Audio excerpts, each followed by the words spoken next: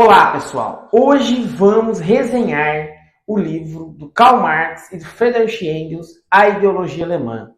Vale muito a pena essa resenha, porque esse livro é super importante para o pensamento marxista. Fique até o final e confira o vídeo.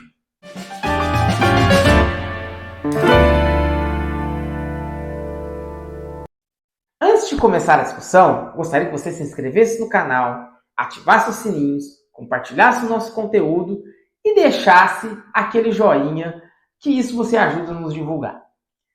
E antes, gostaria também de agradecer aqueles que vêm me apoiando pelo Apoia-se e também aqueles que vêm contribuindo pelo Pix. A sua contribuição financeira nos ajuda a continuar o canal e fazer avançar diversos debates aí, como a gente vem fazendo. Bom, pessoal, antes de começar, gostaria de elencar a importância do livro A Ideologia Alemã para o pensamento marxista.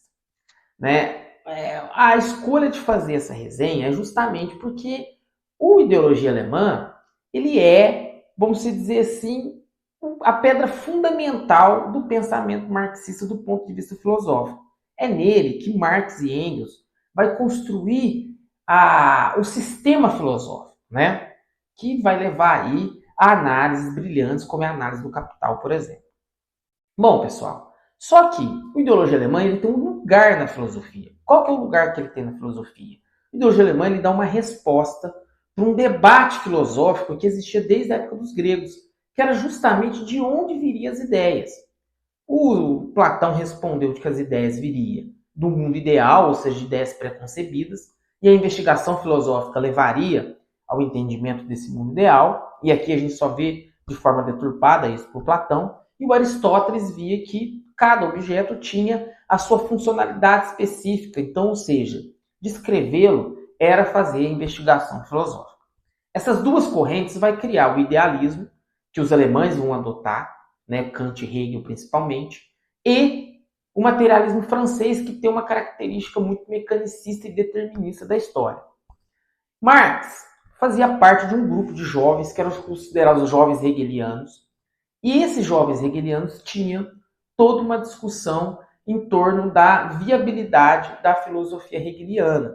Hegel foi muito influente na Europa enquanto foi professor, e os jovens hegelianos tentavam levar de forma radical a sua filosofia. Basicamente, os jovens hegelianos faziam uma discussão sobre a viabilidade das teses de Hegel, uma vez que Hegel vai olhar para esse processo de entendimento da filosofia e vai dizer o seguinte: olha, a investigação filosófica ela é dialética, ou seja, quando um objeto se apresenta para a gente, nós o analisamos, nós criamos síntese sobre esse objeto. Ou seja, o objeto é a tese, a nossa análise é a antítese e a nossa conclusão é a síntese. Então, ou seja, nesse processo é que a gente consegue chegar nas ideias, onde estão essas ideias que tanto Platão falava. Hegel, analisando a sociedade, porque ele viveu o momento da Revolução Francesa, vai dizer o seguinte, que o último ato dos seres humanos era justamente a construção do Estado, ou seja, do Estado e de suas leis. Vale lembrar que o Hegel era professor de direito, inclusive. E nesse sentido, a filosofia hegeliana ela vai ser um pouco teleológica, ou seja, ela vai projetar um determinado fim e uma finalidade para a história. Ou seja, a história teria a finalidade em todos os povos de chegar, vamos dizer assim, à construção do Estado e das leis. Então, ou seja, os neo-hegelianos vai fazer justamente a crítica a Hegel e dizer o seguinte: olha, há uma base religiosa no Estado. E essa base religiosa do Estado é que erege as leis e a concepção do Estado. Marx, ao tomar contato com a filosofia francesa e com os economistas ingleses, vai romper com os neo-hegelianos e fazer uma crítica muito dura com relação a isso. Porque ele vai dizer o seguinte: na verdade, são as contradições reais que levam a gente a projetar as ideias. O que isso significa, em última instância? É a nossa experiência real, concreta, objetiva do nosso dia a dia. Para poder justificar e construir a nossa subsistência, é que nós construímos ideias. Basicamente, o que ele faz? Ele inverte Hegel. Ele diz o seguinte: não é a ideia que tem supremacia ao real. É o real concreto que tem supremacia às ideias. Ou seja, na nossa relação objetiva na sociedade, nós construímos ideias. Só para exemplificar, como que os primeiros homens construíram os instrumentos de trabalho? Na observação concreta da natureza, ou na sua relação com a natureza. Por exemplo, no período em que os homens ainda viviam nas cavernas, eles se cortavam em alguma pedra, eles percebiam que aquela pedra tinha uma utilidade objetiva, que era o quê? Cortar carne. Então, ou seja, a partir dessa perspectiva, eles passaram a dar vários usos para esse determinado objeto que ele encontrou na natureza. Sendo assim, dessa forma é que, vamos dizer assim, os homens passaram a entender os objetos, ou seja, na sua relação real e concreta com a natureza. Só que não, o homem, como ele não é separado da natureza, a gente coloca um terceiro elemento, que é justamente a relação do homem com a natureza e a relação do homem com outros homens. É assim que, para o Marx, se constrói a história e se constrói as ideias.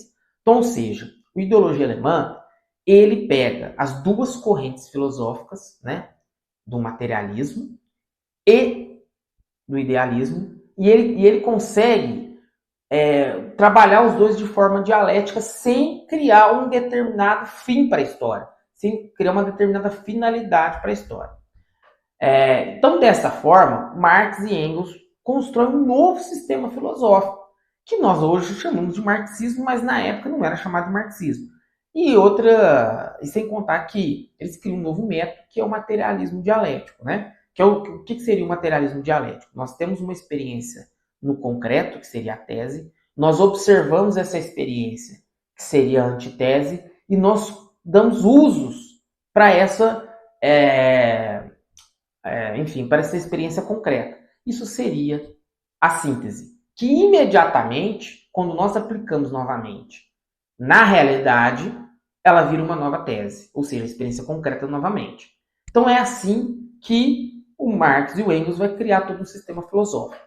Outro ponto super importante de analisar com relação à questão da ideologia alemã é que o Marx traz a ideia da praxis. O que seria a praxis, né? Tem uma das teses, né, quando ele fala das teses contra Feuerbach, que ele diz o seguinte: olha, os homens e os filósofos passaram até hoje tentando interpretar a história, mas sem transformá-la. Hoje a questão é transformá-la. Porque o Marx está vendo o movimento operário nascer, está vendo as revoluções acontecerem, e está vendo a indústria, né, se transformar em algo extremamente poderoso. E isso influenciou diretamente no pensamento do Marx.